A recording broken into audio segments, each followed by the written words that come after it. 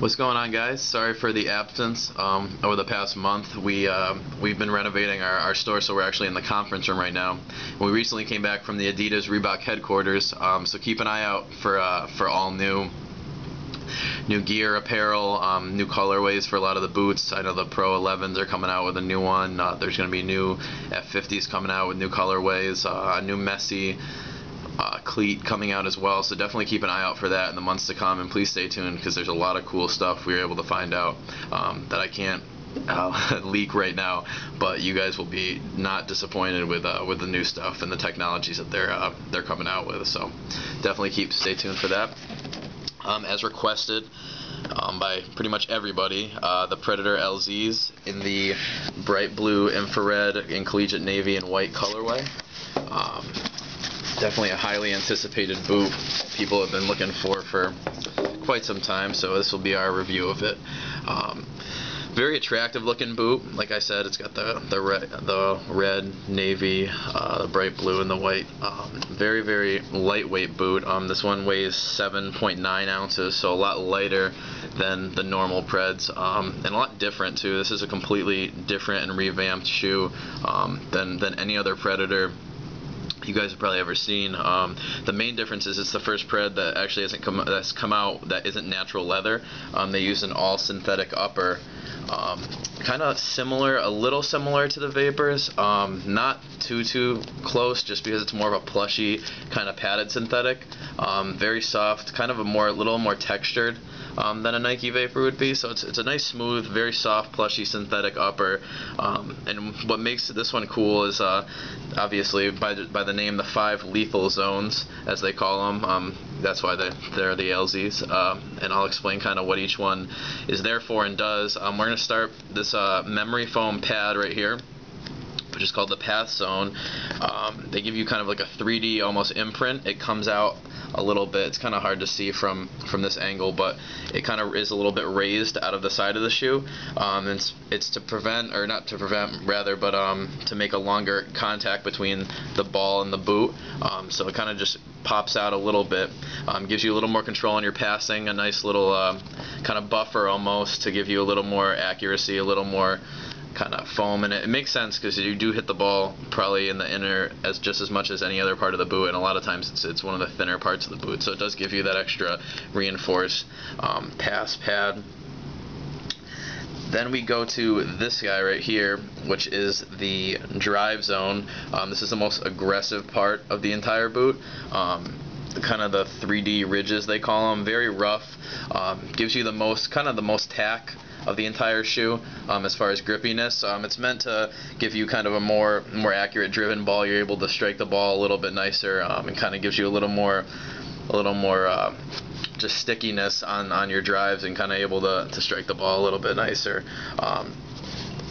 The next one would be the dribble zone, which is this guy right here. This is for kind of when you're small little touches. They spread the ribs out on the lateral toe box here for quick small contacts. You can kind of just do nice little contacts. It doesn't grip the ball too hard, as a lot of the other ones do, as obviously the drive zone does. The fourth zone would be this guy right up here, which would be the first touch zone. Kind of recessed ribs, controls. It's supposed to kill the ball immediately, so it's a little bit, obviously, as you can see, a little bit closer together than the dribble one. It's meant to kind of just kill the ball and give you a little more possession, a little easier touch on the ball when you're receiving a ball right on the top of the foot. So that would be where that is. And then the sweet spot, which is this guy right here, which is kind of the coolest part. I thought one of the coolest parts of the shoe.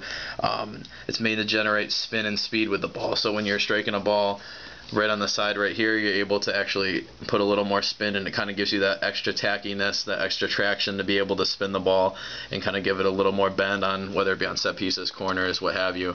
But very cool. Very cool design. Those are the 5 lethal zones of the shoe, why they call it the LZ.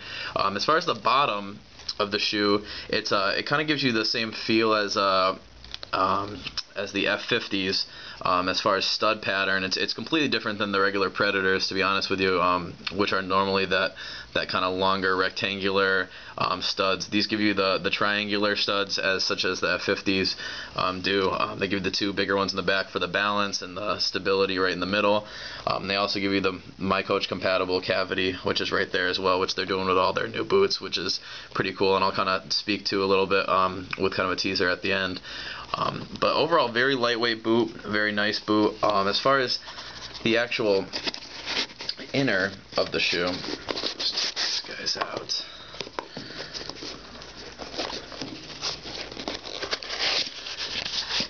The heel itself, they give you what they call the Nubuck Touch heel.